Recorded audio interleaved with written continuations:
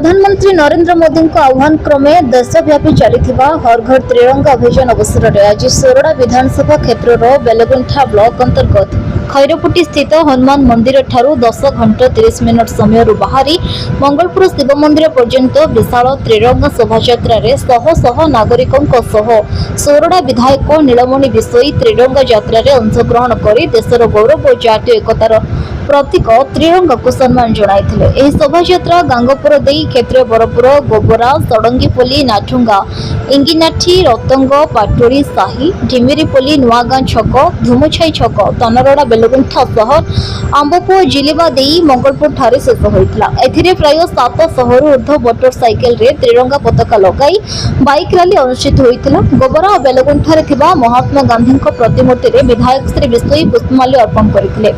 भारत माता की जय ध्वनि अंचल प्रकोपित होता। गांगपुर थाना अधिकारी बेलगुंठा थाना अधिकारी बेलगुंठा बीडीओ तहसीलदार एनएसी निर्वाही अधिकारी समेत ब्लॉक समस्त पीआरआई मेंबर बहु सरकारी कर्मचारी बीजेपी समस्त मंडल सभापति कर्मकर्ता बहु काउंसिलर सरपंच सभ्यों समेत बहु युवक सामिल होते। कार्यक्रम को विधायक प्रतिनिधि तथा युव संगठक जितेंद्र कुमार नायक परिचालना करते।